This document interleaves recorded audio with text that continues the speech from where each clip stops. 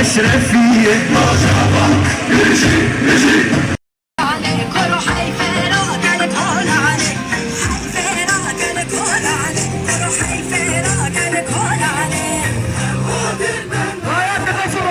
نحن اليوم لا نكتب كلمات فقط، بل نصرخ بصوت واحد نرفع من خلاله رايات التضامن معكم، ونؤكد لكم أنكم كما عاهدتمونا دوما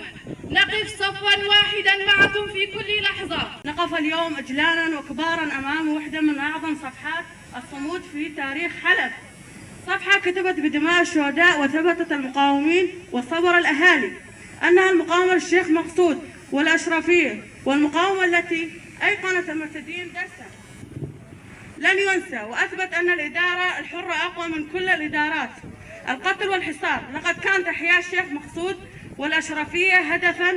للهجمات والحصار والقصف. للسوز وبيمان ما كتبه لحمي شربان أزادية، حمي شهيد أزادية، تسليم كل النبي أملت السرفية بحياة سركبتني تجري بمدبي دنيا إلى زحفن هاتن بيتو آخر مرن بو مجيانه بحزاران كتشو خورتان آدان آلا كردان هلدانه هن نزاد شرل برمه و گوهند و دیلانه عنبر نادن اشرفی و شیخ مقصود فی نامه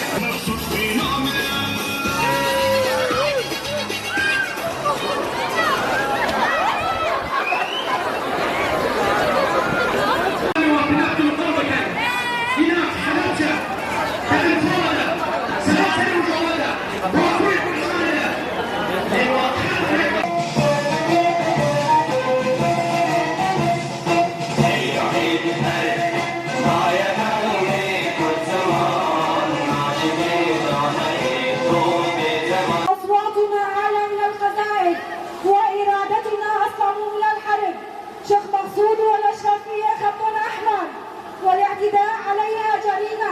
لن تمرها لتتعرض لها أهالينا هناك. ليست حربا عشوائية بل سياسة